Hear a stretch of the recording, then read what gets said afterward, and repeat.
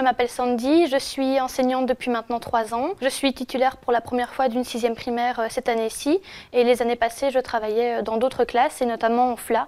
Dans les autres classes je faisais des remplacements ou alors je faisais de la remédiation. Je m'appelle Héloïse, je travaille depuis 9 ans en primaire à Charleroi.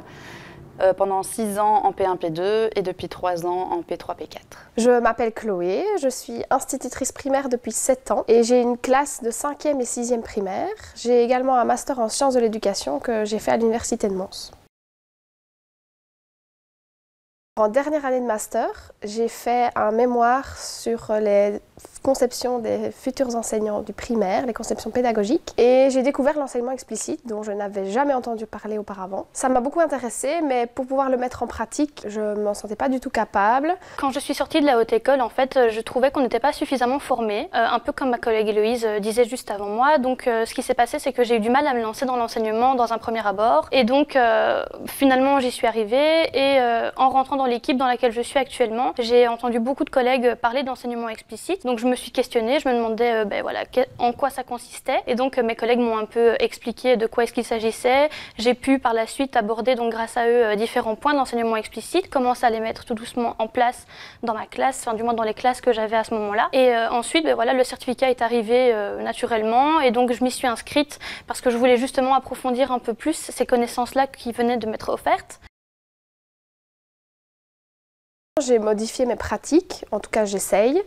En classe, j'essaye de mettre en place l'enseignement explicite. D'être beaucoup plus structurée dans mes apprentissages, de permettre d'avoir une attention particulière pour chaque enfant, en tout cas les enfants qui nécessitent cette attention. De réfléchir aux moindres détails dans une leçon, parce qu'une leçon d'enseignement explicite demande beaucoup de réflexion, ça prend du temps à faire, mais une fois que c'est fait, ça ne laisse pas de place à l'imprévisible. Et c'est un apprentissage itératif, donc ça permet de laisser la place à l'erreur. On peut revenir en arrière si nécessaire, si un élève a des difficultés.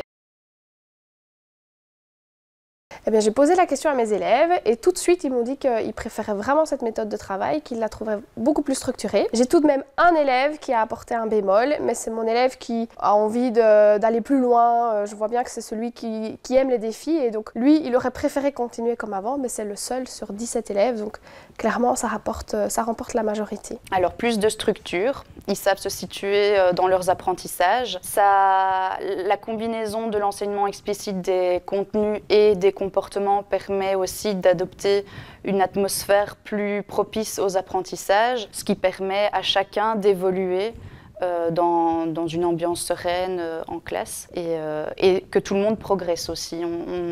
L'écart ne se creuse pas, tout le monde progresse à son niveau.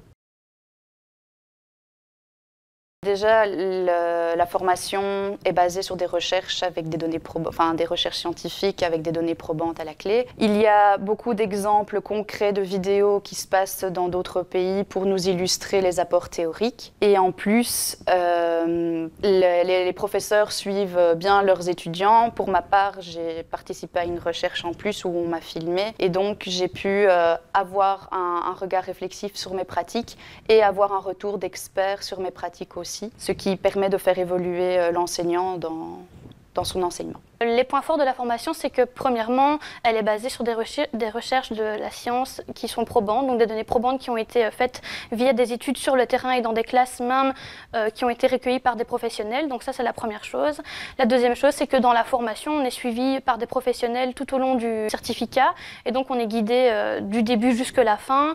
On est en petit groupe restreint, donc ça permet aussi d'avoir une meilleure connaissance du professionnel avec lequel on travaille et aussi avec nos camarades qui font la formation avec nous, donc les échanges sont plus intéressants. Ce qui est aussi positif, c'est que les personnes qui font le certificat le font par choix, et donc les personnes qu'on rencontre sont vraiment des personnes qui sont motivées et qui sont intéressées par l'enseignement explicite des contenus et notamment des comportements. Et alors un autre point positif, c'est qu'on est ultra outillés, on reçoit vraiment beaucoup d'outils pour effectuer nos TP et nous parfaire en fait dans notre formation d'enseignement explicite, et donc ça nous permet vraiment d'être plus à l'aise quand on l'aborde en classe avec nos élèves.